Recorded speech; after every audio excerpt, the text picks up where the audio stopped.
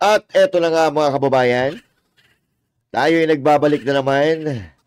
At dito sa video na ito, mayroon na naman tayong huhubaran. At mayroon na naman tayong ibubuking na mga pagpaplastikan. At syempre, pag-uusapan natin ang patuloy nilang panloloko sa ating mga kababayan at sa bansang Pilipinas. Yan, oo. Akala nila may tatago nila yan, pero kusang lilitaw. Yan. Sabi nga, di ba? Walang baho na hindi sumisingaw. Yun, oo. Kung ano yung mga yan, pag-uusapan natin yan, mga kababayan. Pero bago yan, ito muna. Banateros ay hindi magigiba. Banateros ay hindi nag-iisa. Banateros ay kami walang iba. Banateros hanggang sa huli naming hininga. Yan ang banateros, walang inuurungan. Pag tama palakpakan, pag mali ay babanatan. Yan ang banateros, boses ng ordinaryo Pilipino. Banateros ay walang makakaawan.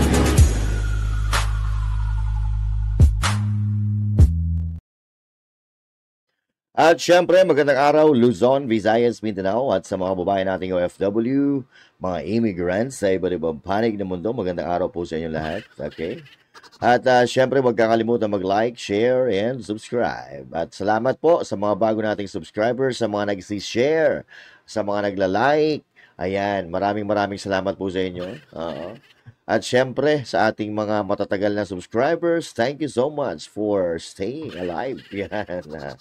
Alright, so balikan na po natin ng issue ng ating lipunan. Alright, so dito sa Pilipinas mga kababayan, pagka merong lumalabas na issue, pilit nilang pinagtatakpan, pilit nilang tinatago, hindi ipinapaalam sa taong bayan, di ba? Katulad na lang kunyari nito, no? Katulad halimbawa nitong mass resignation, okay? So, marami ang nagtatanggol dito na wala naman daw ganyan. Wala namang ganun, di ba? Biruin mo, 400 employee, okay? 400 government employee ang pagre-resignin mo, di ba? Or nag-resign, So, ibig sabihin, may nangyayaring hindi maganda dyan. May nangyayaring hindi maganda. At ang pagkakaalam natin mga kababayan, nagka-problema sila sa sweldo, patay. So biruin mo, nagkaka-problema sila sa sweldo, ito ang problema natin, no? Yung mga nagtatrabaho ay walang sweldo. Yung mga tamad, nakakakuha ng ayuda, ng AKAP, ng AIX. Pero, yung mga nagtatrabaho, hindi pinasusweldo. Aba, mga loko-loko. Di ba?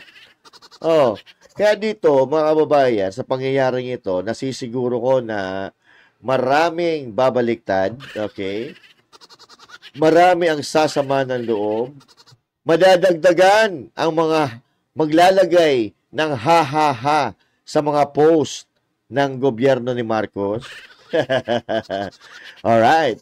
So ito, mga kababayan, napag-usapan na po ito natin dati, yung mass resignation, at marami pa po tayo ibang pag-uusapan na side dito, pero unahin muna po natin ito. Kasi ito ay pilit po nilang tinatago, wala naman daw, walang ganyan.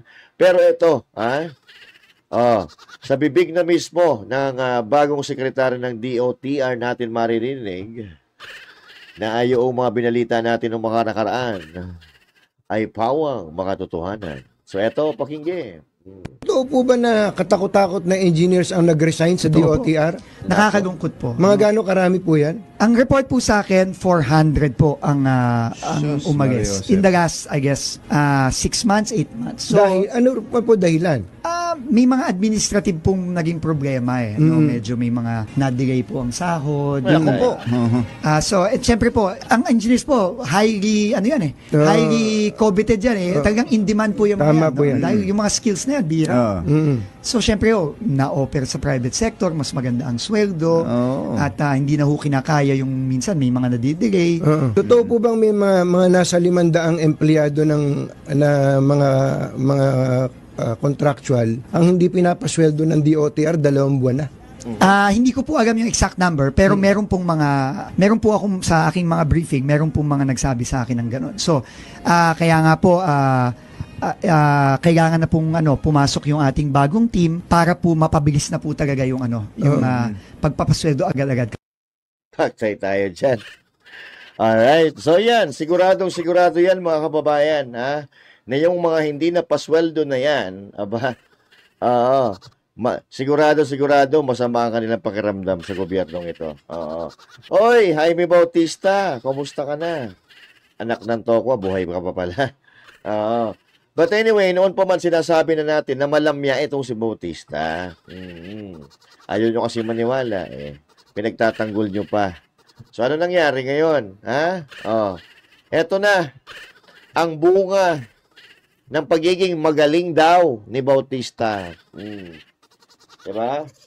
Si Jaime Bautista, mga kababayan, yan yung pinalitan nito ni Vince Dizon. Yan. Eto si Vince Dizon, mga kababayan, dati po itong empleyado, gabinete ni Pangulong Duterte. At ngayon, no choice na si Bongbong Marcos. Yung mga empleyado dati, mga gabinete ni Duterte ay kinakabig na niya papunta sa kanya. At ito napapansin ko, medyo maganda yung takbo ng pamamahala ni Vince Dizon, dito sa DOTR kasi ina-action na niya yung mga problema na noong panahon ni Bautista, tinatago niya. Puro pagyayabang ang ginagawa ni Bautista, lintik na yun no? Puro pagyayabang, ang gaganda ng mga sinasabi, pero hindi naman nararamdaman ng mga mananakay yung kanyang mga sinasabi. Diba?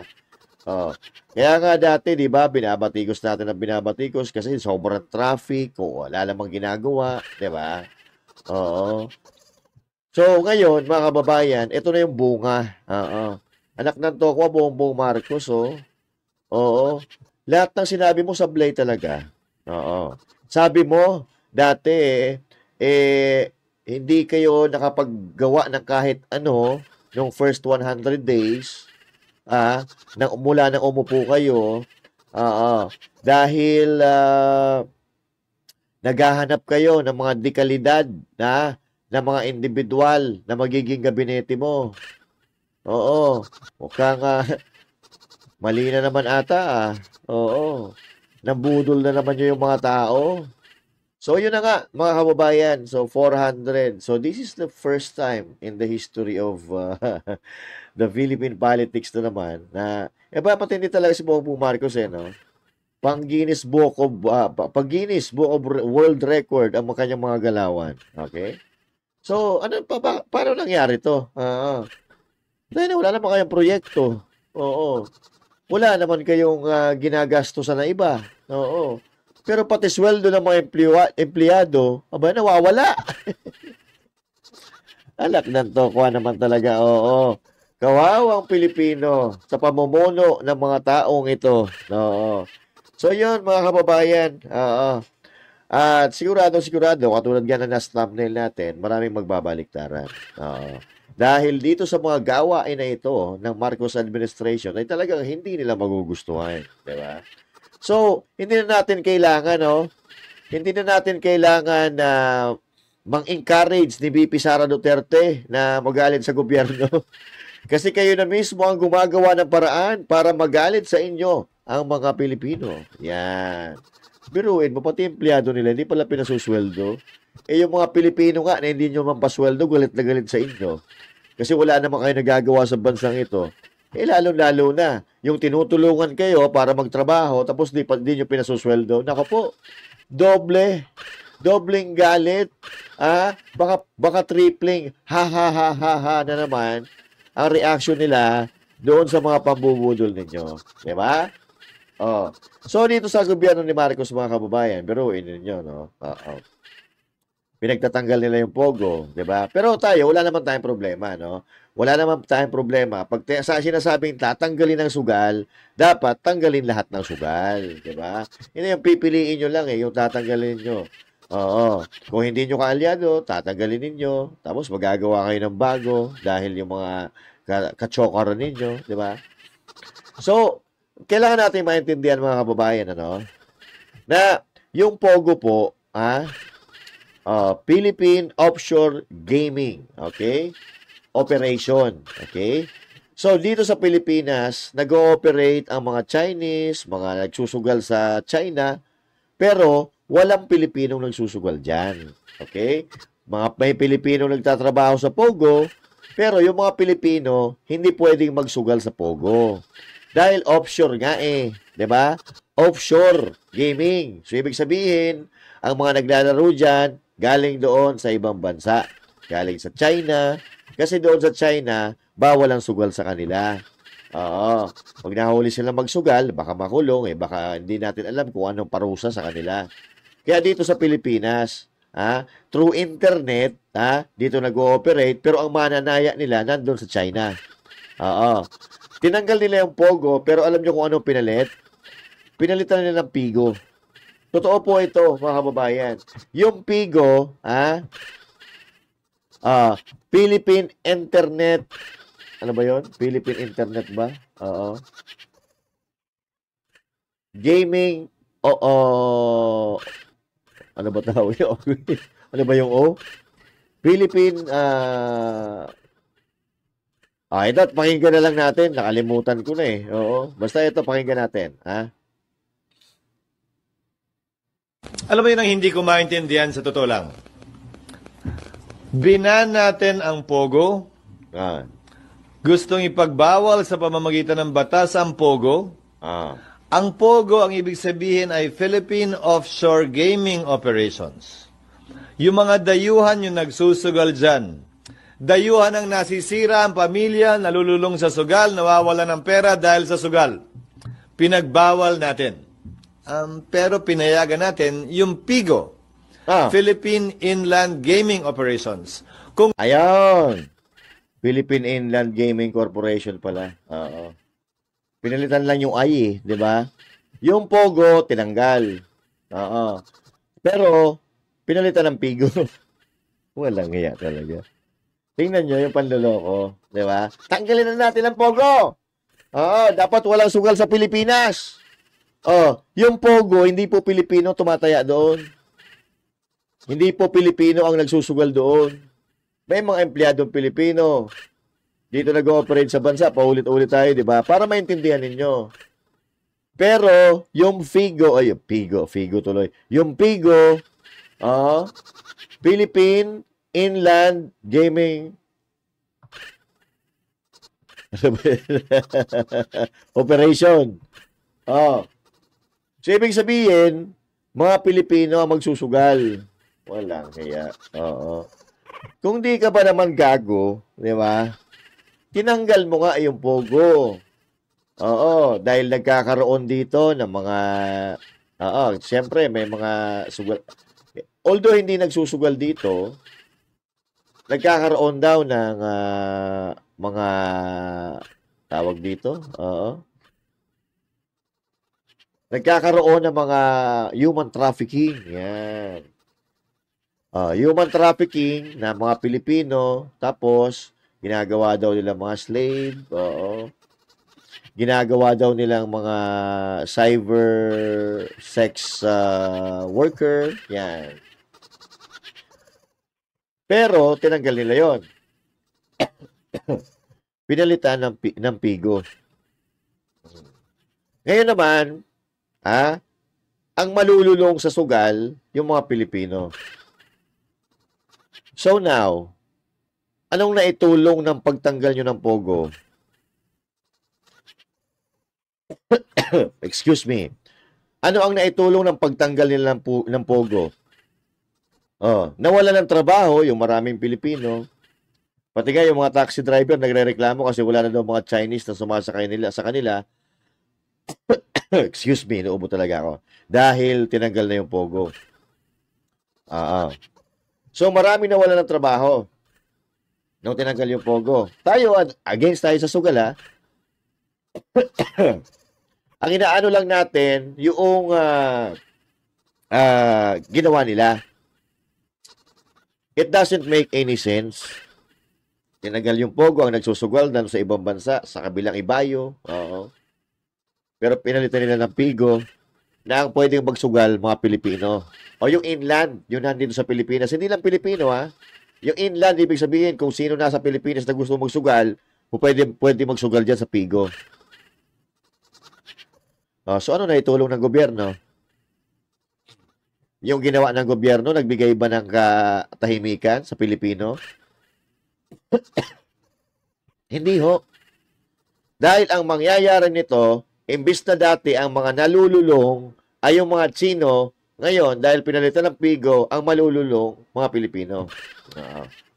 Buti na bumanat si Chis eh. Sana nagsusugal ay Pilipino, hindi dayuhan.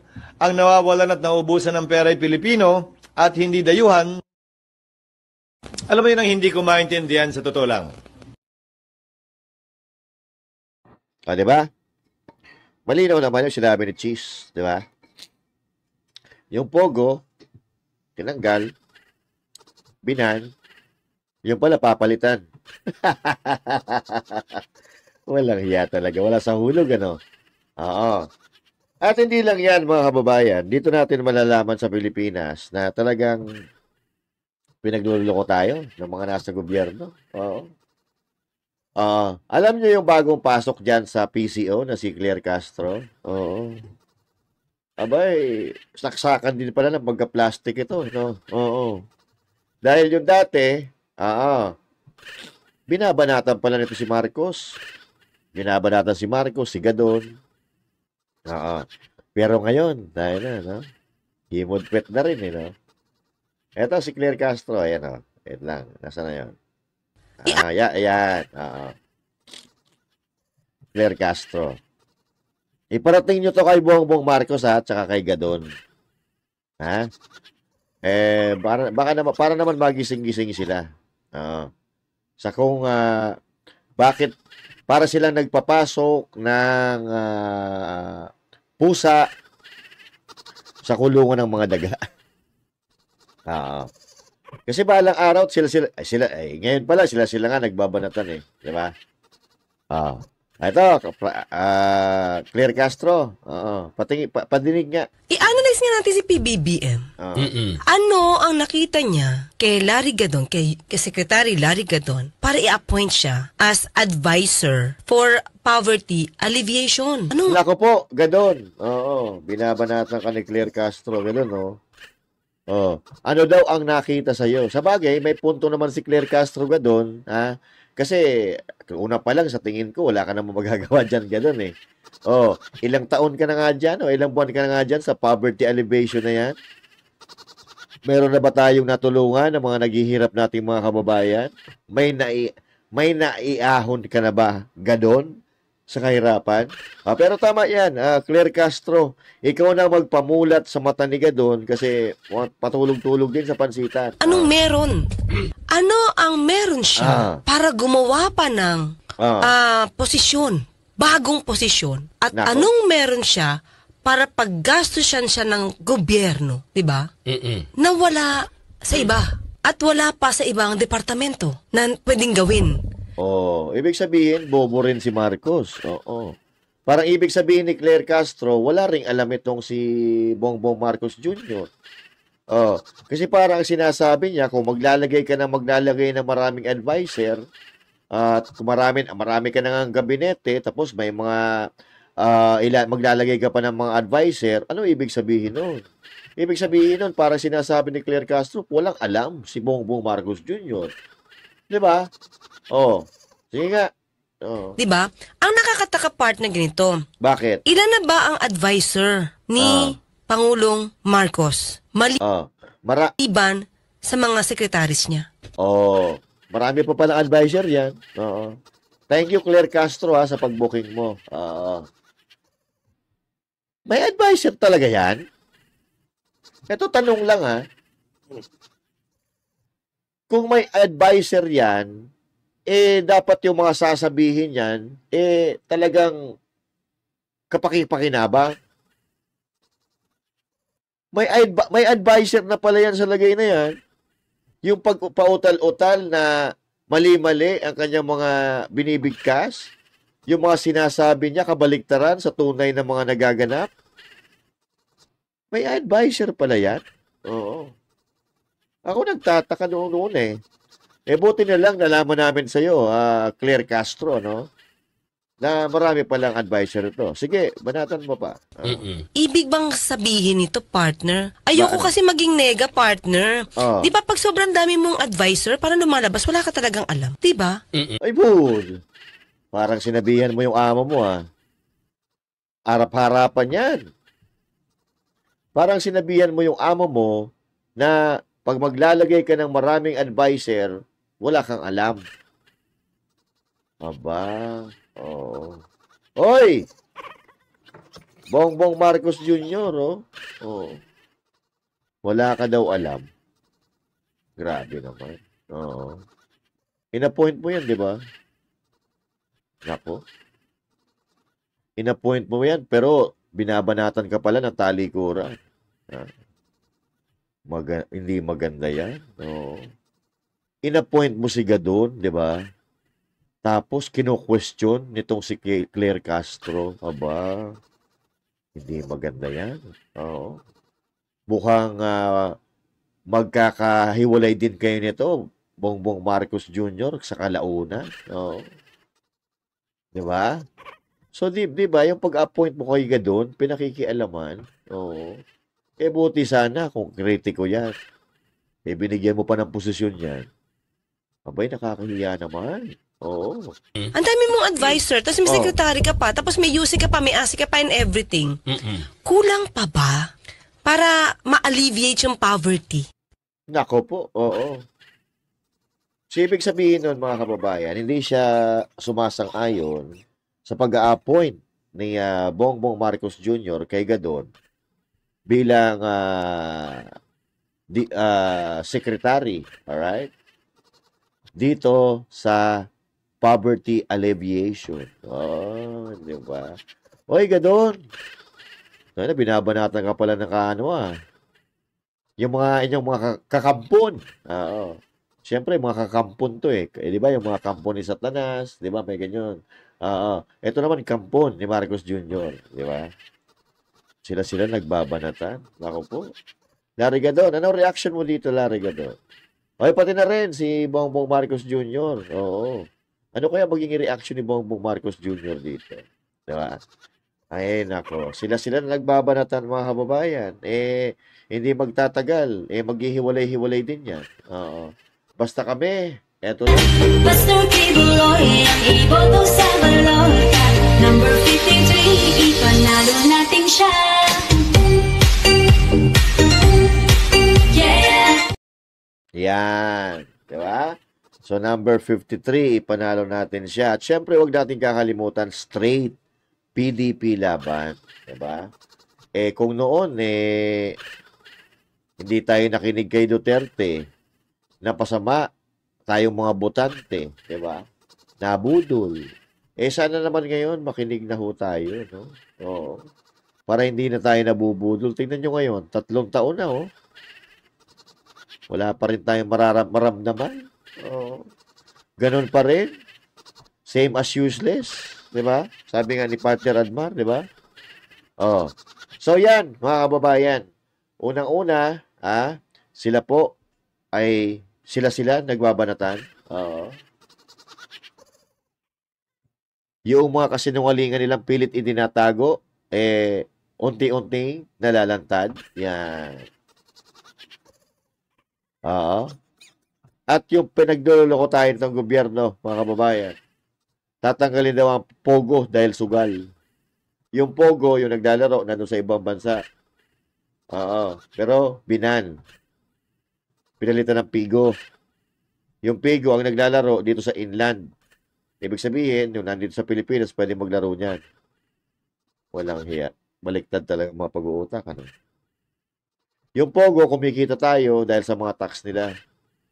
Pero, walang nasisirang pamilya kasi yung mga nagsusugal nandun sa China.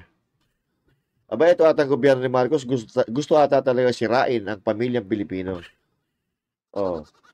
Pigo, sugal, dito na yan mismo sa Pilipinas nag-ooperate, mga kababayan. Okay, so magkita-kita po tayo muli, mga kababayan, sa susunod nating mga uploads, huwag kakalimutan mag-comment sa ating mga uploads at mga live streams. At pag-uusapan natin yan at pupusuan. Oo. So, yan. Magkita-kita po tayo muli. And once again, this is Master today saying thank you. God bless you all. And to God be the glory. Magandang araw ng Lunes po sa inyo lahat. Okay?